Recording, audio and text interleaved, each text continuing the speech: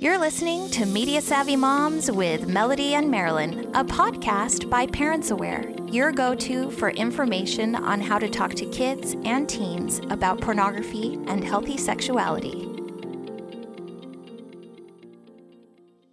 Hello, everyone, and welcome back to Media Savvy Moms. Today we are talking about the endurance required to fight pornography, personally, as families, and how that plays into our community and influences young people. And to do that, we brought on Garrett Jonsson.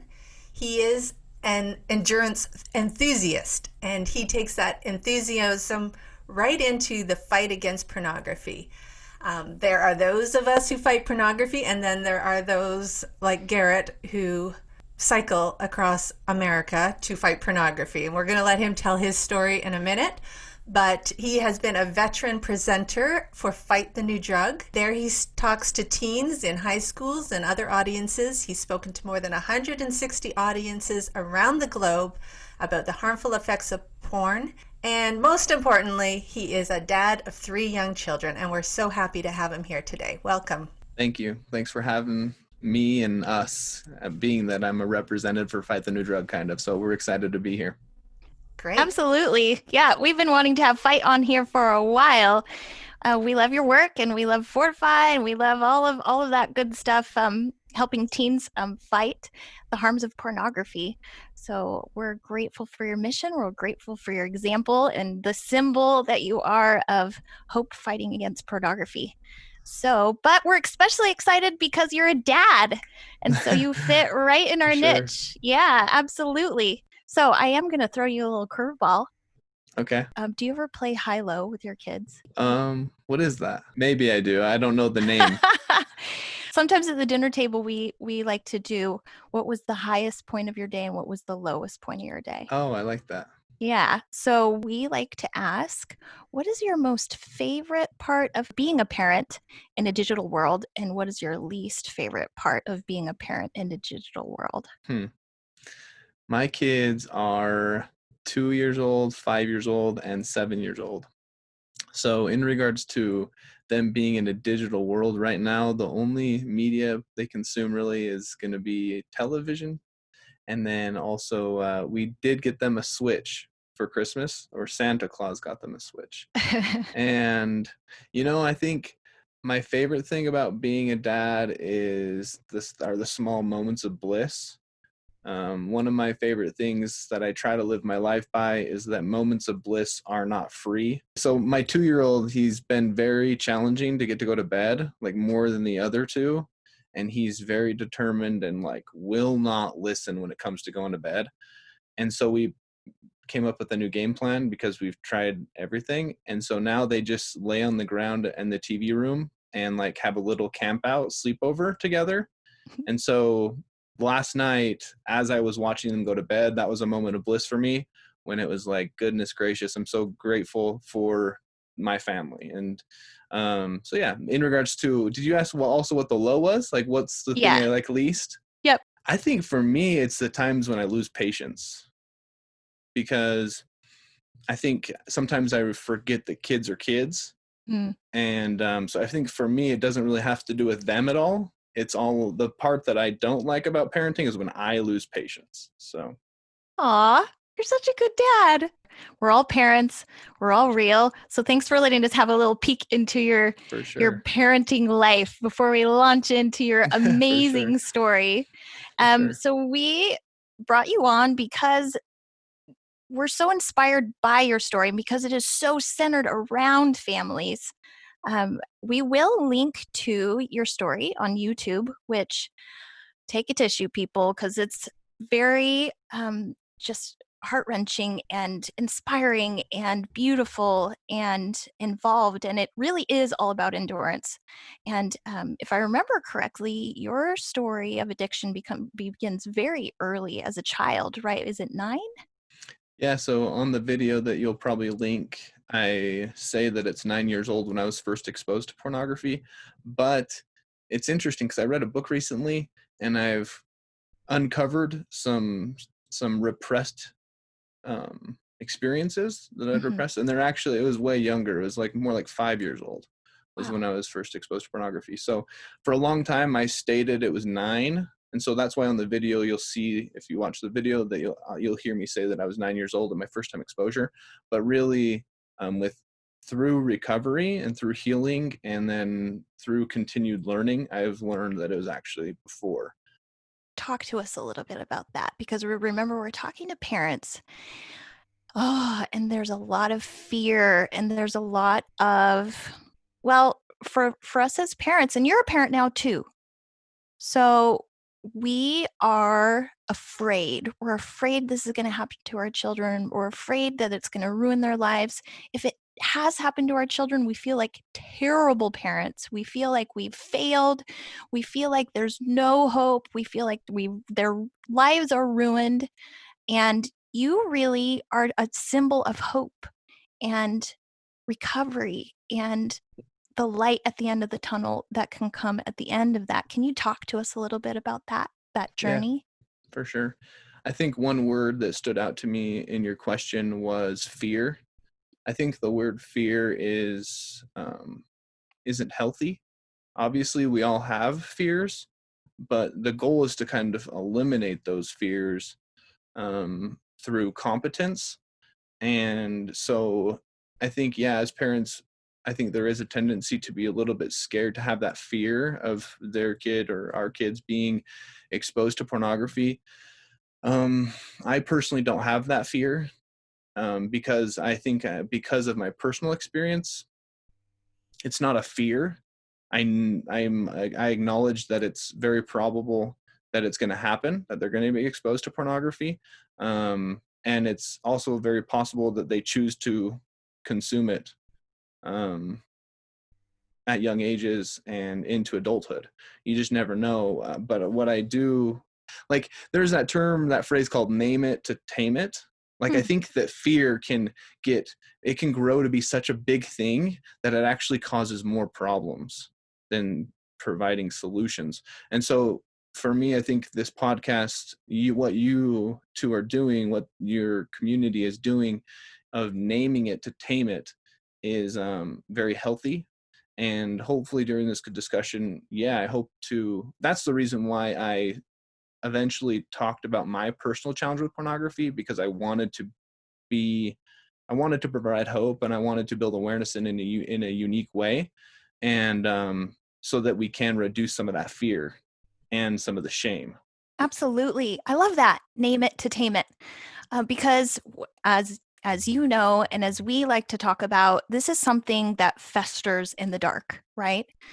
The fear comes from the unknown, and the shame comes from hiding and coming out into the light and shining a light on it. It helps to dispel that fear, doesn't it?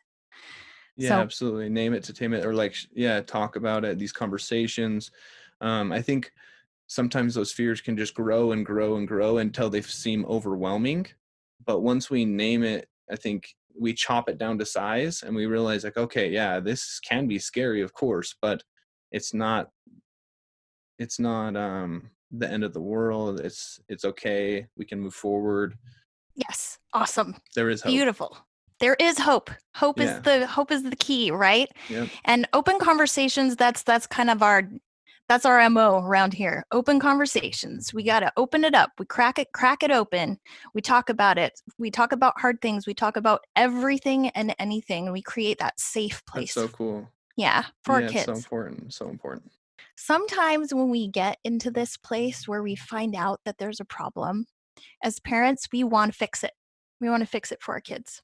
Not like years from now, like tomorrow. We want it to be done, right? Right. But your story is a story of endurance. And it reminds us that this isn't we discover it and it's fixed tomorrow kind of thing.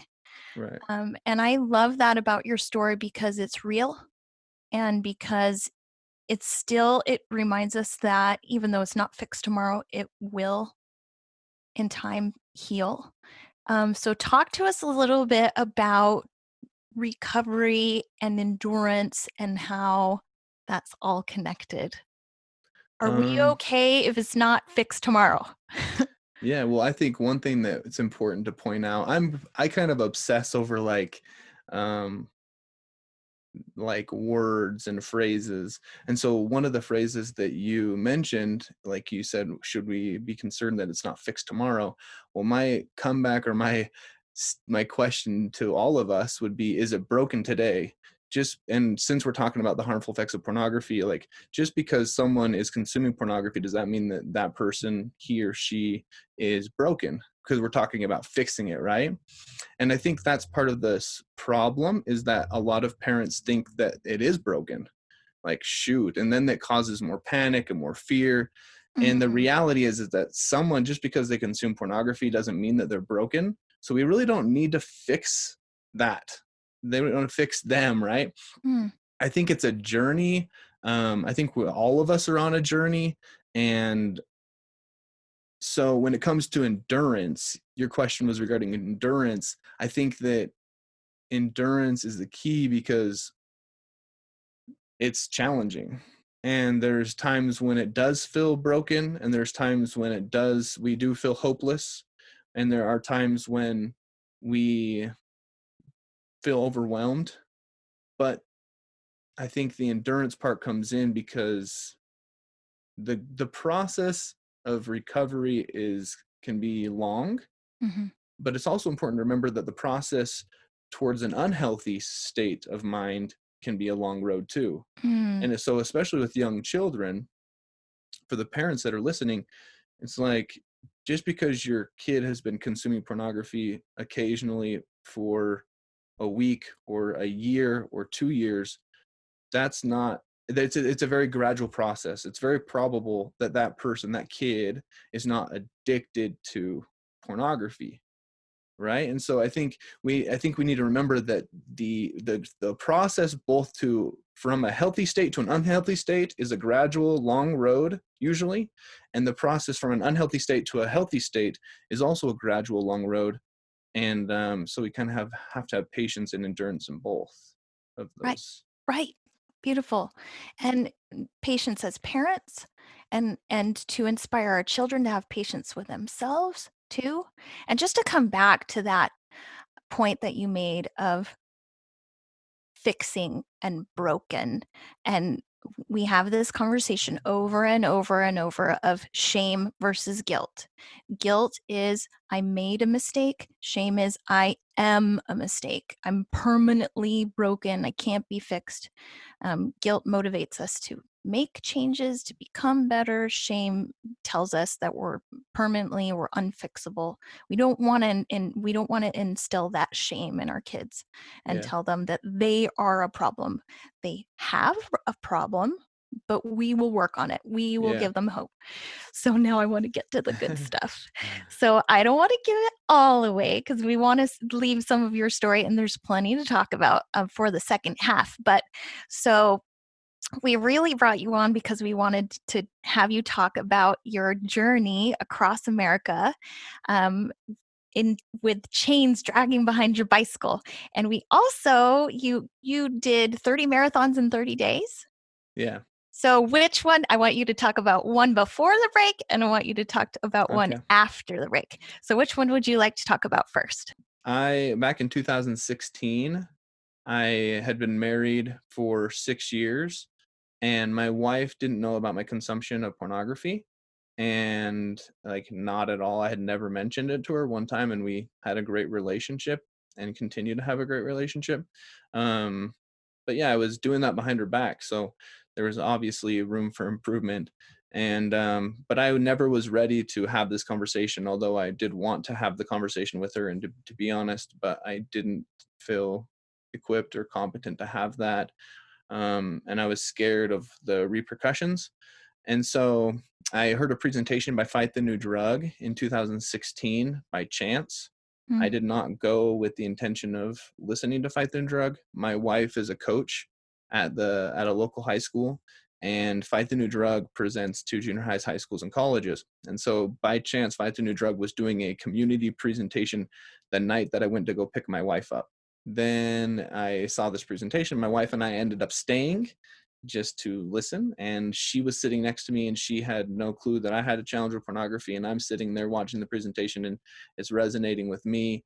So we left that presentation, and I got the courage to finally tell the truth. Wow. I told my wife the truth, and from there, I wanted to build awareness in a unique way. And I felt like I was very surprised that it seemed like, at least in my world, there was very few people having meaningful conversations regarding the harmful effects of pornography. And so it was surprising to me once I learned a lot of the science and research and personal accounts and how it affects different areas of the brain, the heart, and the world. It was surprising to me that more people weren't having this conversation, especially with youth. And so I wanted to do a project to build awareness in a unique way. I've done some endurance events in the past. Like, I've finished a full Ironman, and I've ran 100 miles without stopping. Wow. Through the mountains. And so, yeah, it was intense. So I knew that I could finish endurance events. I'm not fast, but I've finished the endurance events that I've started. And so I was like, okay, I'm going to use my talent of endurance events to build awareness. And I was about to turn 30 years old in 2016. And so I came up with this idea to do 30 marathons in 30 days wearing handcuffs. And the handcuffs represented like the addictive nature of pornography. And so I presented this idea to my wife, and she's like, sure, like we can do this, we can make it happen. Wow. And this was very soon after I told her the truth of my challenge. So I ended up quitting my job. I mean, we're not like independently wealthy or something. We have bills to be paid.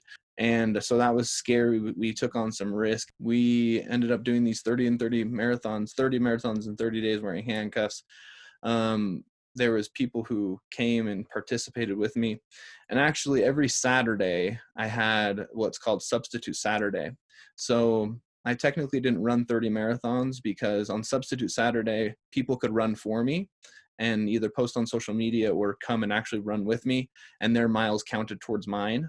So cool. It was more like 25 marathons. And the whole goal behind that was to, once again, start conversations, because that was my intention.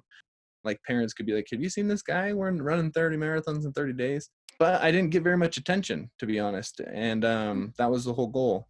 So at Marathon 26, I still hadn't talked about my challenge with pornography publicly. And my wife, Ariel, she was like, I think that's a little bit hypocritical. Like, if you're talking about helping people eliminate shame and address this challenge, why aren't you talking about your personal challenge publicly? So at Marathon 26, that's when I finally told the truth about my challenge publicly. And I don't recommend that for everyone, because it can create certain challenges for people, unique challenges when you open up like that. But we took those on, and then, so I finished out the 30 marathons, and I was still wanting to build more awareness. Whew, that's a lot of work. Yeah, it was the worst thing I've ever done. For sure.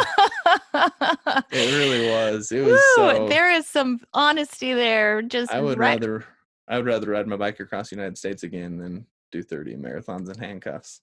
And on that note, we're going to take a little break. And when we come back, we will talk about riding your bike across America. We'll be right back. When parents share with me their concern over a child struggling with pornography, I always recommend they check out Fortify. Fortify is an amazing recovery tool that can help your teen learn to develop their own plan towards success. It's easy to sign up, it's designed to engage, and it's free for teens. Best of all, Fortify is science-based and has a proven track record of helping thousands of individuals find happiness by regaining their freedom from pornography. Visit joinfortify.com/Media Savvy Moms to learn more. And we're back, and we're talking with Garrett Jonsson from Fight the New Drug. And also, we wanted to mention you're the host, yes, Garrett, of Consider Before Consuming, which is a podcast by Fight the New Drug. So if you want to check out Garrett Jonsson on Consider Before Consuming, you can check out his podcast too. So we left you on a little cliffhanger. We were talking about his 30 marathons in 30 days and how that was not his favorite way to spread awareness on the harms of pornography, but he wanted to continue on his endurance journey.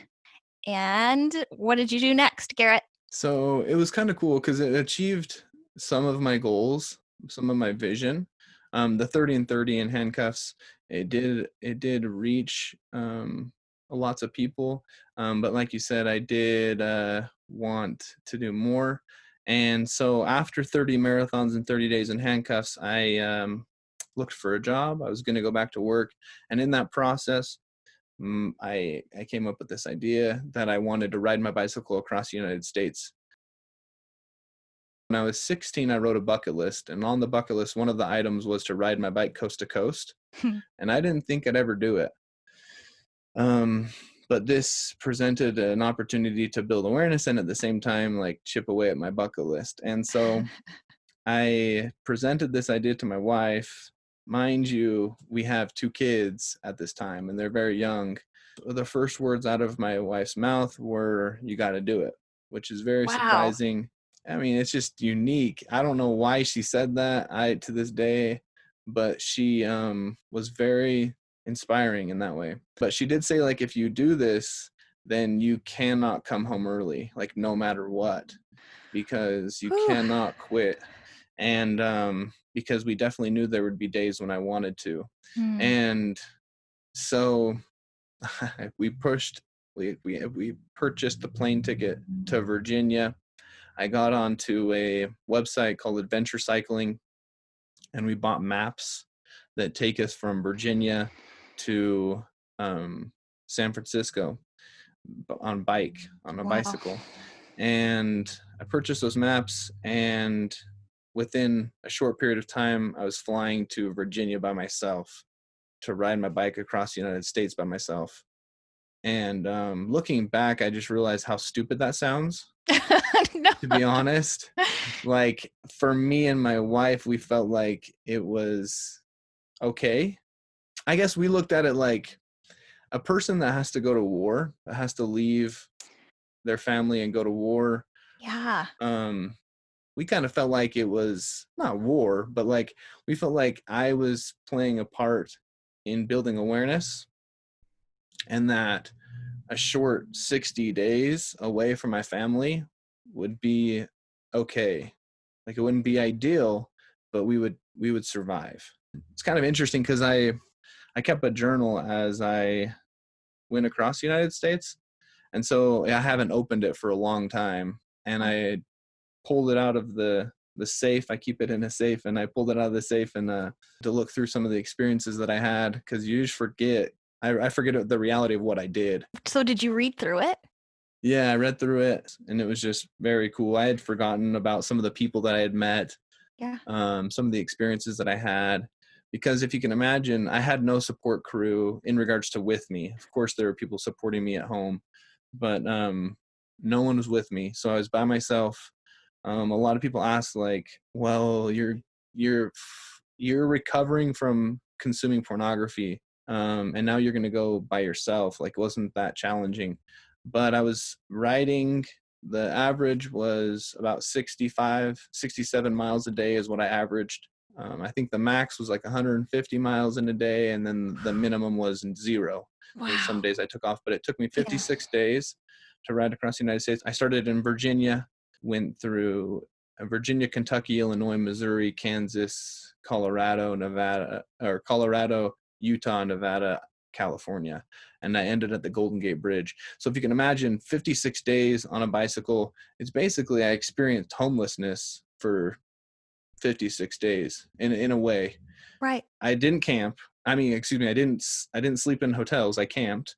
Anyway, it was just an adventure, and reading through this book reminds me of all those little adventures that were fun and scary and overwhelming at the same time. So yeah, crazy. I actually, so we'll share the video. It's like I remember watching you change your first flat tire, which was at like 36,000 miles or something crazy like that. And you're like, yo, what up? This is me changing my tire in the middle of the night with like your cell phone. Oh, yeah. So can you share like one like crazy adventure that you found in your book?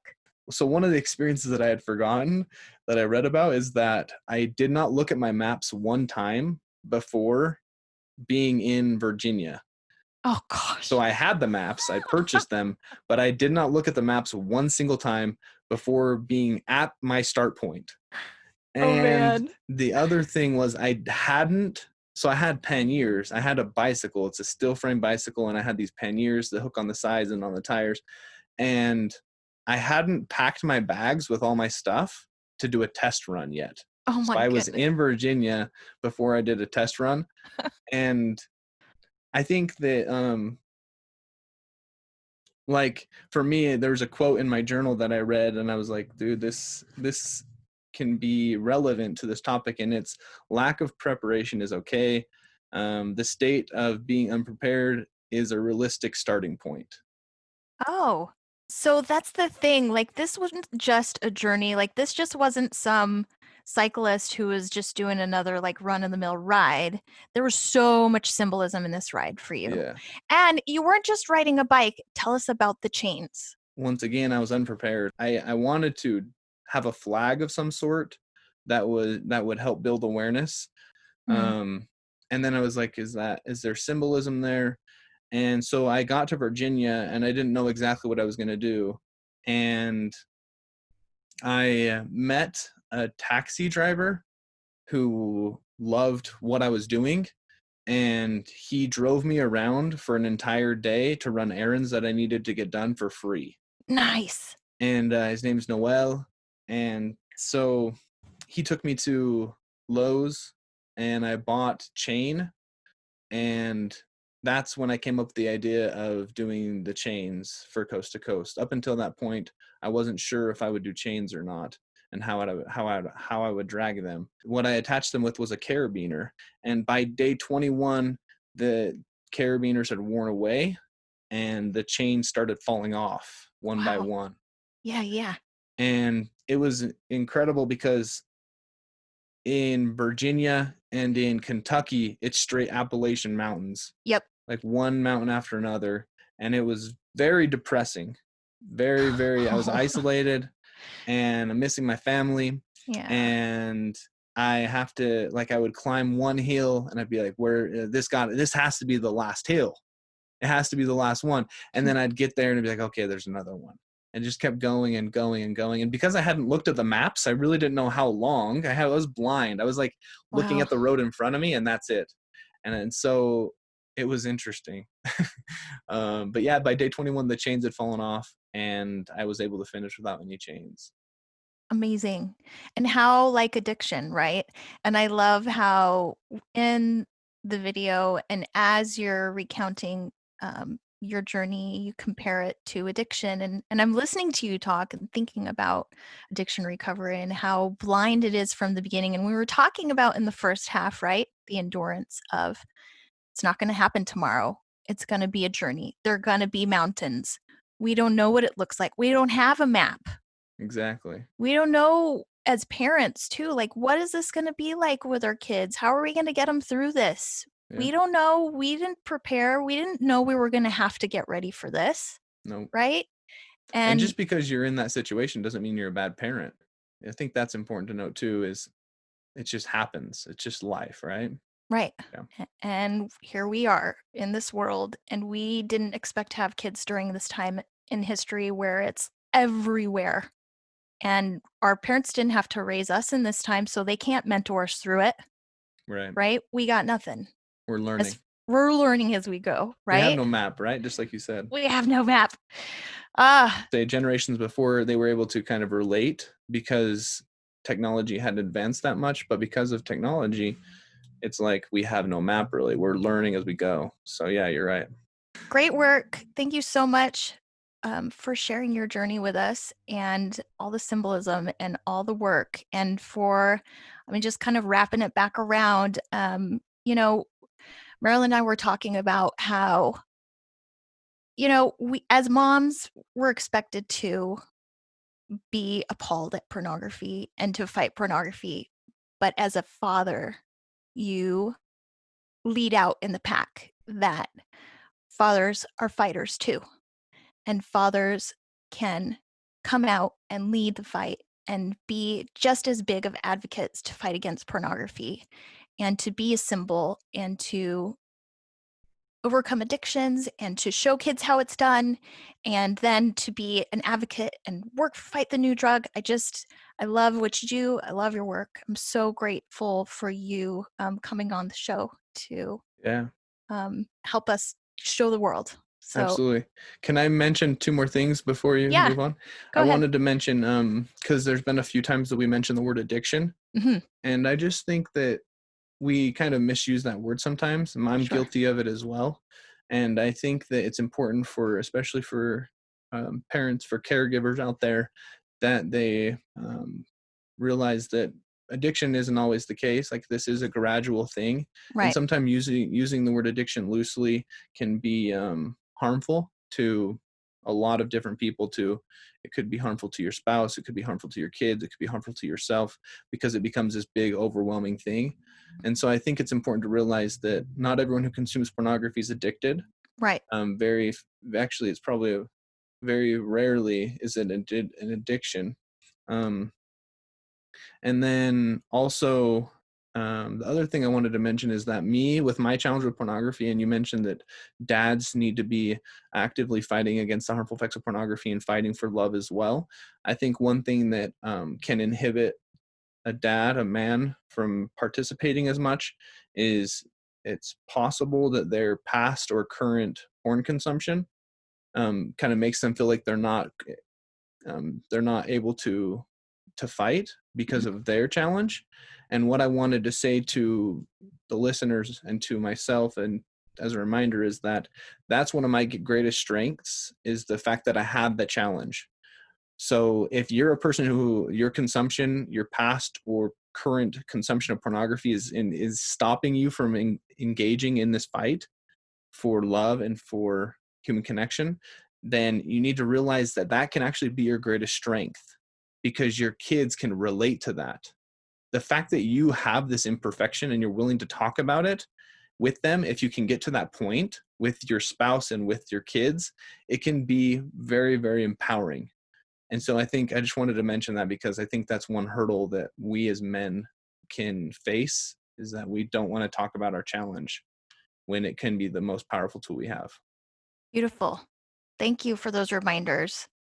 And I wanted to say to you, when you felt like you were leaving for war, that you have been a soldier and you have fought in the battle, not just in that moment when you went away to battle, but think about all of the coverage and all of the times and all of the millions of people who have watched your story, and you continue to fight against not just addiction, against the harms of pornography on our culture, on our families, on our children, on dads and moms and families everywhere. Yeah. Thanks for saying that. That was the goal. That was my intention the entire time. So it's fun, and it makes me excited and grateful that has been something that has been successful. So, yeah. All right. So great interview. We're going to turn it back over to Marilyn to do a quick recap for us. All right. Thank you so much. Love getting to know you better. One thing I think I've learned is that there are a lot of layers to Garrett, and he loves to pick apart words and look deeply at things. So he talked to us about being exposed to pornography at a very young age, younger than he actually first thought. And then we talked about fear and how that's not a healthy word. He invited us to rephrase our questions, or rephrase our fears. So what are we trying to fix? He was worried that people weren't having enough meaningful conversations about pornography, and so he used his talents as an endurance athlete to raise awareness. What an incredible story. I love that you said that you went blind, and that you also don't recommend that anybody else do that, but that you didn't have a map. And it's so much like parents, that we don't have a map of what's coming at us, and the hill after hill, but that halfway through your journey that the change did fall off, and that it became clear, and that you felt a sense of freedom. We love that you are a dad fighting for love and fighting for family, and that you are reminding dads that they are so important in this fight, and regardless of anyone's past, that is their strength in this fight. And so thank you again. And could you leave us with a challenge for our parents today? Yeah, thanks for having me and us. The challenge that I would want to give would be to have a conversation this week with your kids about the harmful effects of pornography. And I just wanted to give you a tip that these conversations can be as simple as saying, like, are your friends talking about pornography yet? And it's very probable that your kids aren't going to want to talk to you about this topic. And I would have lied to my parents 100 times. If they had come to me and asked me if I was looking at consuming pornography when I was 15, 16, 17, 18, I probably would have lied to them 100 times. They didn't have these conversations with me, but if they would have, I would have lied to them. And so I think what we can learn from that is that try to have 101 conversations with your kids, because it can take that long for them to feel open. But what I was saying, back to that question, are your friends talking about pornography? If they're like, no, or stop, I don't want to talk about it, I think there's an opportunity there for teaching, because you can be like, well, I've heard that today's pornography is heavily laden with problematic messaging, and I just wanted to let you know that I'm here for you if you have questions about sexuality. Anyway, so I think the conversation, my challenge would be to have a conversation this week with your kids, whether it's male or female, boy or girl. Thank you. Thanks for joining us, Garrett. Absolutely. Thanks for taking the time to speak with me today. It was fun. We hope you enjoyed this episode of the Media Savvy Moms podcast. For detailed show notes and links to any of the resources mentioned today, visit parentsaware.info. To connect with us on social media, find us on Instagram at Media Savvy Moms and on Facebook and Twitter at Parents Aware. We would love to get your feedback. Don't forget to subscribe and leave a review wherever you listen to this podcast. Until next week, let's keep talking.